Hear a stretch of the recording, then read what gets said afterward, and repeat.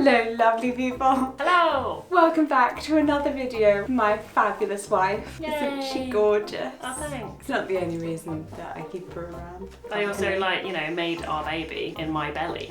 Well yeah, that's great, but that's a separate issue. I think you're a fabulous person in yourself, regardless. You are pretty amazing, Meg, because you did, create a human life. It's like, whoa, look at him! Interestingly, our child is the type of child who, much like his mother, enjoys routine schedules. We were going to do a vlog that was all like, oh, let's go through a day in the life with a newborn. Ooh, actually vlogging with a newborn is... Yeah, Jessica proposed this idea and I said, yeah, I don't think that's going to be that practical. Because I've got to hold a camera and a baby quite a lot of the time. So we thought we would just talk you through a day in the life with our newborn. And then film the bits and on just various days when we could.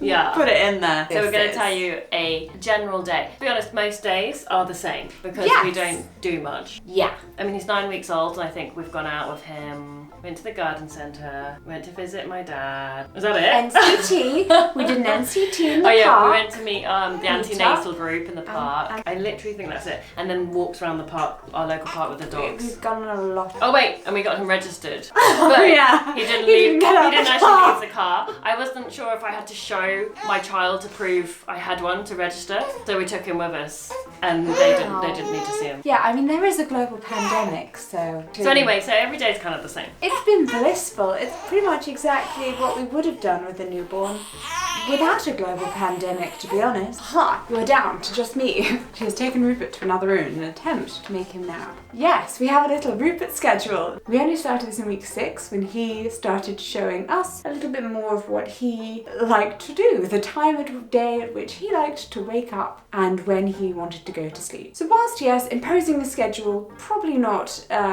best attempted on a tiny baby before maybe 12 weeks. This actually is Rupert's schedule that he has decided for us and we have written down. So this is actually us attempting to work out what Rupert likes to do and how he likes to live. Also, I really enjoy just having something printed. One of the things I talked about in my video discussing my fears around being a disabled parent was memory loss and remembering things like, how do I know that my baby has been fed and had everything that they need?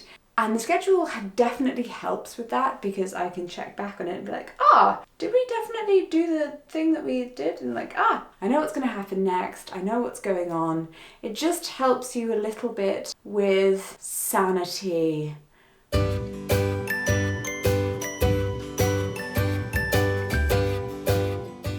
Here's a little breakdown of Rupert's day. At around 6:30 to 7 a.m. he wakes up for a little feed, then has a snooze, goes back to sleep, and we catch up on some extra sleep until around 8 a.m. when he's like, hello, I am now awake. I am ready to start my day. Take me downstairs. Let's get up. Let's get on with it. And we take him downstairs to his nursery, gets dressed. Today we have gone for a vintage romper and it's a really cute cardigan that I love from Silver Cross that he wears all the time. You wear this with everything, don't you, darling? Ready? We're going to do nappy, nappy, change. Yes! Oh, don't you look adorable? She put some shoes on you. And then we go down into the kitchen and he has some active time, generally on his floor mat, and he plays with one of his mobiles. The mobile that he's most into at the moment is probably his Bell mobile.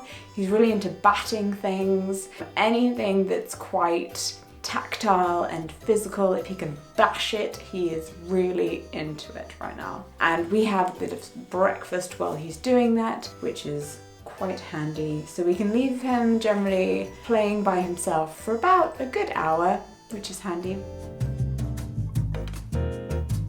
I I'm currently trying to cut down on my caffeine intake to help my anemia, but I still need an energy boost. So I've switched out my morning cup of tea, which if you know me, needs a pretty good substitute. And in its place, I've been drinking a coffee alternative called mud water. It only has 1/7 of the caffeine of a 1 cup of coffee, so it means I can drink like multiple cups a day and not have to worry about it. But it still leaves me feeling bright and alert, which is essential having a newborn. So I'm really happy that they're this video's sponsor. It's entirely organic, gluten-free and vegan, made from 4 adaptogenic mushrooms and Ayurvedic herbs with cool names like lion's mane, which honestly makes me feel super powerful in the morning. It's super simple to make. You can either just add water, milk, a milk alternative, whatever you prefer. It reminds me of drinking masala chai in coffee houses in Malaysia. And with the coconut creamer from the starter kit, it's a bit like adding a coconut latte into the mix. Just don't use the kit's frother in a full cup. And that, epic fail, is why I need my mud water. Mud water is a great way to have your morning hot drink without having the jitters and crash of having a caffeinated drink. It addresses your mind, your body and your soul. I'm a big fan of my new daily ritual and the company who keep their footprint carbon neutral. The starter kit includes 30 serving mud tin, which is recyclable, a vegan coconut creamer and a USB rechargeable milk frother. Try Mud Water today and get 15% off their starter kit by clicking the link in my description and using the code JKF.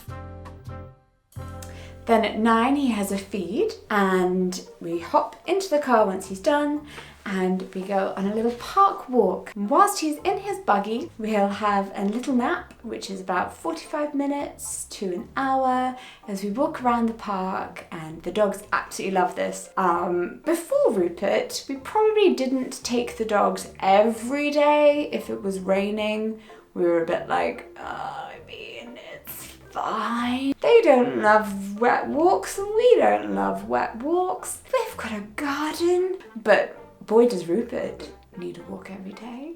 We have to go to the park every day, even if it's raining. So Tilly's having the time of her life. She's so happy. She's delighted. She loves a rainy walk. She will chase her ball in the rain. Doesn't matter. It could be snowing. Perfectly happy. Rupert wrapped up in his pram. If the weather doesn't bother him, but he just has to be in the park. So he's happy.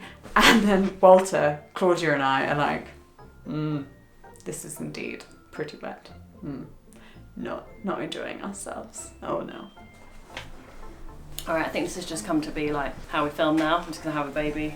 Not just any baby, I'm gonna have Rupert. Any baby, just Constantly strapped, yeah, like in 3 years' time I'll be like, look, I only film with a baby strapped next to me.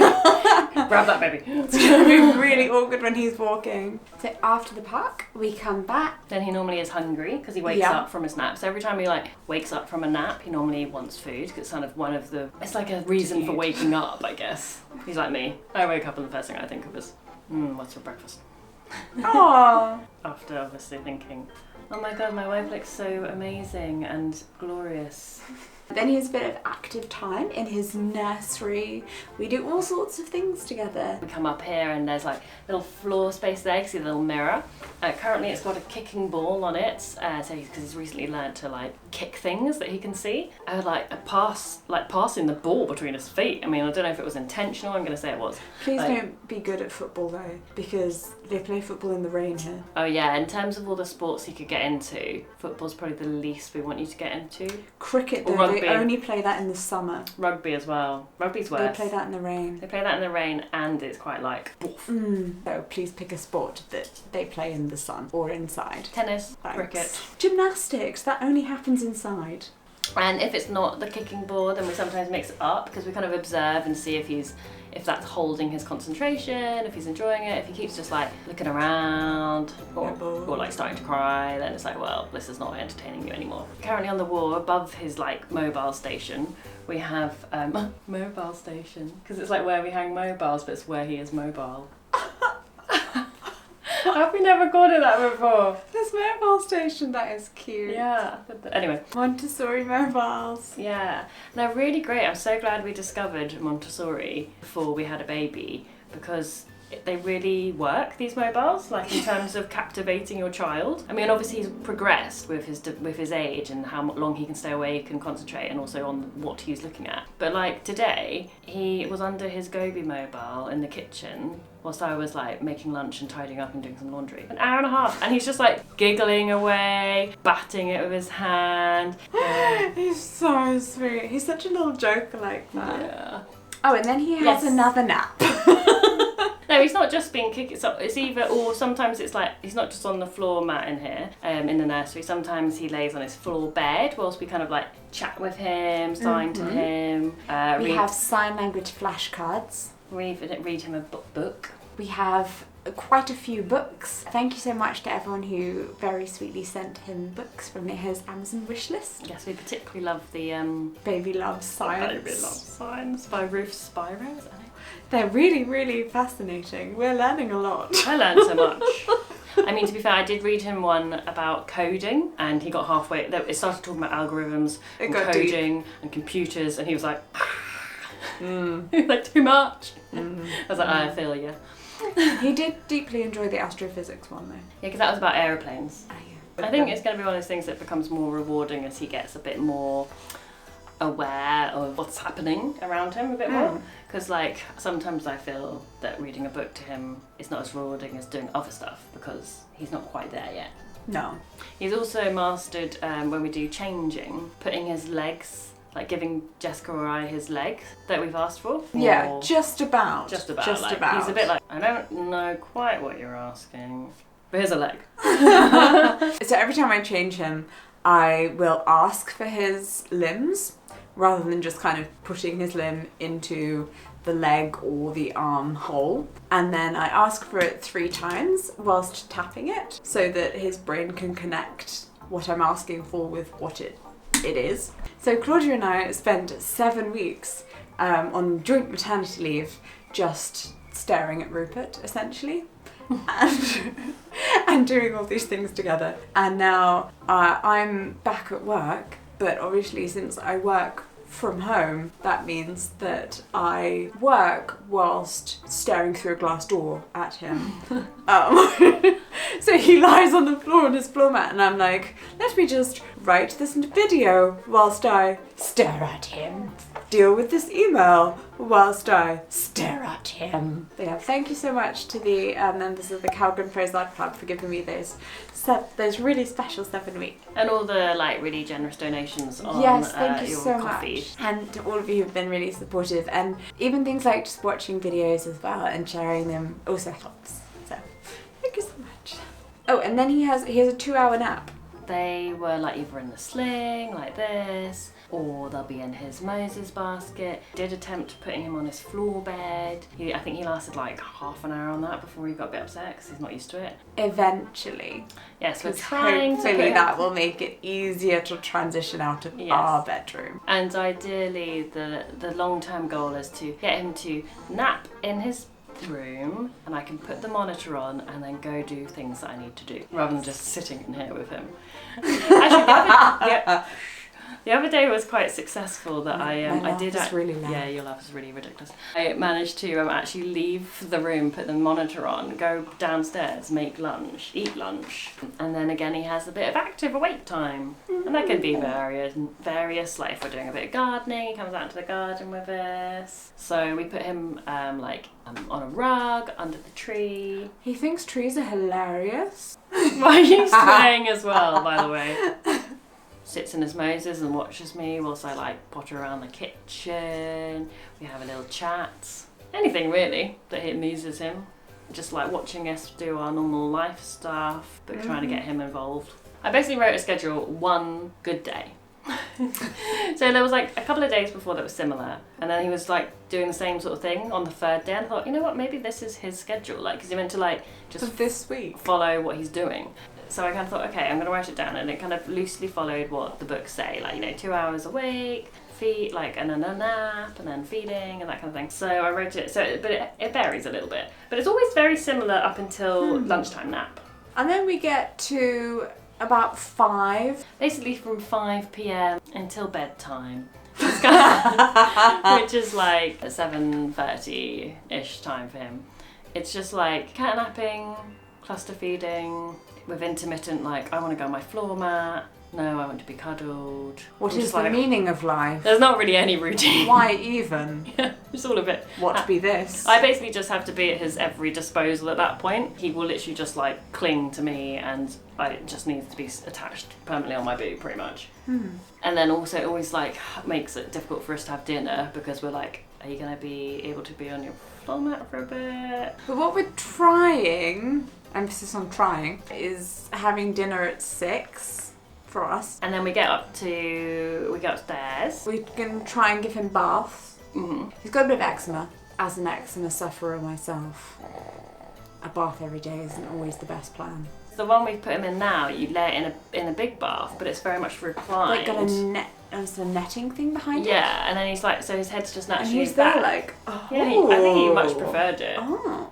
Because he was able to be a bit more independent in it. We learnt about maybe 2 weeks ago, if you take him upstairs into his changing room, get him changed and then put into fresh pyjamas, and then bring him downstairs, he is very unhappy. Yes, you have opened the gates of hell. But if you change him, put him in fresh pyjamas, and take him upstairs to our bedroom, he's like, that is what congratulations. He's like, pyjamas sort of trigger this like, bedtime. I don't know if he knows they're pyjamas, but he just knows he's getting changed at the end of the day. Like every parent, we spend all of our time going. It's like reverse. It's reverse for us. Like we wear socks and shoes in daytime, but at night time I won't wear socks and shoes. And then when I take my socks off, I'm like, oh my god, I'm tired. It's very awkward on summer holidays. And then we do a bedtime feed, and then it says very optimistically in the schedule, 8 p.m. sleeps. So sometimes the last on a good day, this has not happened. On a good day, he will pretty much after his half-hour bedtime feed, where we should explain we shut the curtains because it's currently still light at that time. I put on my little night lamp, which is like a yellow light, warm light. I was using a white noise machine, we've ditched that now. He hates it. Yeah, he was put him down in his crib, and then and he'd be turning his head towards it and crawling up his crib trying to find out where this noise was coming from. And then she'd pick him up. And then one time I picked him up, and because he just wouldn't settle, and he just stared at me this cold, long stare. Whilst I had him resting on my knees. We were just staring at each other. It was the longest staring competition I've ever done in my life. I was saying to him why aren't you going to sleep with my eyes? And he was saying, because you won't turn that stupid white noise machine off. And I was like, oh. So then I turned it off, and then he was like, thank you.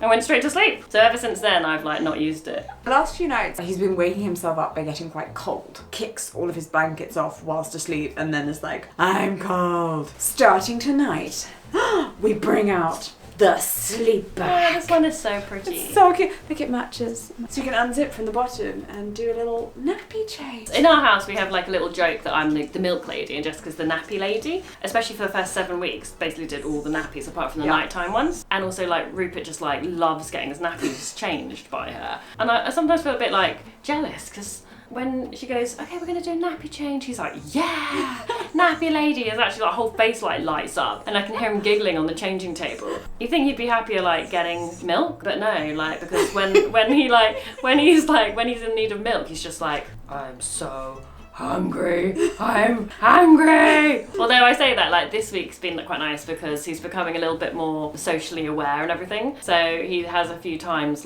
stopped mid-feed, looked up and been oh, hi milk lady, it's you have a face. Anyway, and then we sleep through the night. No, we don't. I wish.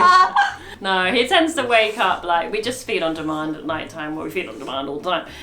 These dogs are really intense right now. They're really hungry. They're feed. You can't tell. We're hungry. Wait, let me angle this camera. My gosh. Thank you so much for watching a day in our life-ish, stitched together from multiple days. I hope that you got something out of it. I hope that if you're a new parent, it maybe helped you feel less alone, that we're also just kind of wandering through and making it up, to be honest. No, we're not. As best we can. I think we feel quite on top of it. Yes, we're very on top of it. Only because we have a relaxed attitude, and we kind of just yeah, have a vague idea, have a schedule, a vague plan, but don't get too obsessed. Don't worry about it too much. Yeah. Bye-bye. Bye. Thank you so much for watching. Subscribe if you haven't already. Lovely to see you. You just smacked my face. Sorry. Oh, see you in the next video. Bye. Mwah. Mwah. Bye-bye. Bye-bye.